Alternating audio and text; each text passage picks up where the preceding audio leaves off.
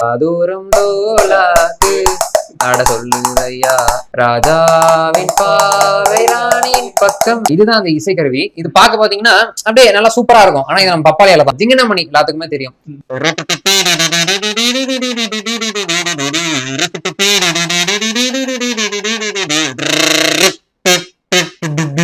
இந்த பாட்டுல அதெல்லாம் பயன்படுத்திருப்பாங்க. எல்லாமே வாசிக்காது. மினி நாதஸ்வரம்னு கூட நம்ம சொல்லலாம் இதை. ஏன்னா நாதஸ்வரத்தோட ஃபீல் அப்படியே வந்து கொடுக்கும். இதுதான் அந்த இசைக்கருவி. இது வந்து பாத்தீங்கன்னா ஒரு பாட்டில் ஓபனர் மாதிரி இருக்கும். ஆனா இந்த சத்தத்தை கேட்டா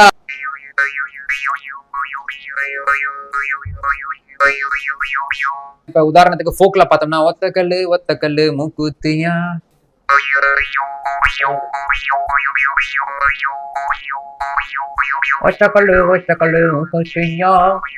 இந்த மாதிரி இது வாயில வச்சு பாடுறது ரொம்ப கஷ்டம். இத வாயில தான் ஹோல்ட் பண்ணிக்கணுமா? ஆமா, பல்லுல கடிச்சுக்கிறோம். ஒண்ணுமே இல்ல. இப்ப நார்மலா நம்ம கத்திய வயித்துல இருக்கும்போது என்ன ஆகும்? வயிறு உள்ள போகும். கரெக்டா இப்படியா நிப்போம். வயிறு பயத்துல உள்ள போகும். சேம் இது வைக்கும்போது நாக்கு ஆட்டோமேட்டிக்கா உள்ள போயிடும்.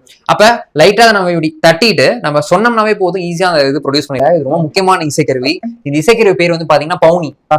கர்நாடகா பார்டர்ல இருக்கக்கூடிய ஜோகப்பா எல்லம்மா அப்படிங்கிற ட்ரைப்ஸ் அவங்க வந்து எல்லம்மா அப்படிங்கிற ஒரு தெய்வத்துக்கு இந்த இசைக்கருவி வந்து வாச்சிட்டே அவங்க வந்து பாடுறாங்க.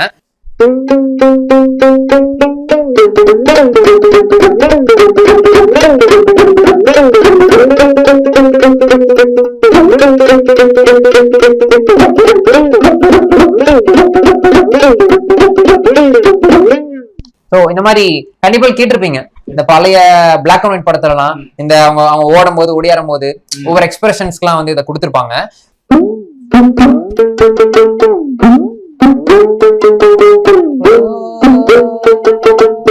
இப்ப அடுத்த இசைக்கருவி பாத்தீங்கன்னா உடுக்கைனா.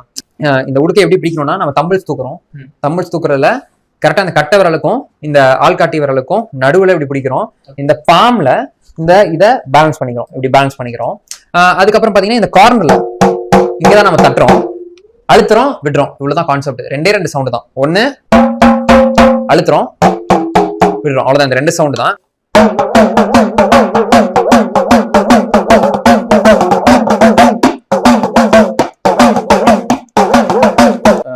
இப்ப என்ன பைப் ஒண்ணு கையில வச்சிருக்கீங்க? ஆக்சுவலா இது வந்து பாத்தீங்கன்னா ஒரு ஹாட் கேஸா நான் யூஸ் பண்றேன். சோ அந்த பனைமரத்துல இருந்து செஞ்ச இசைக்கருவி தான் இது.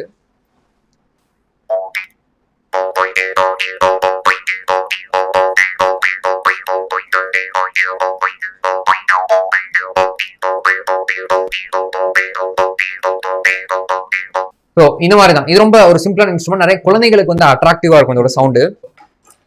ஸோ இது பேர் பார்த்தீங்கன்னா குவான்சிங். ஆக்சுவலா இதுல இருந்து போனது, நம்ம ஊர்ல இருந்து போனது. இதுல வந்து பாத்தீங்கன்னா 4 சவுண்ட் வரும். ஒவ்வொரு இந்த விங்ஸ்லயும் 4 சவுண்ட் நமக்கு வந்து கிடைக்கும்.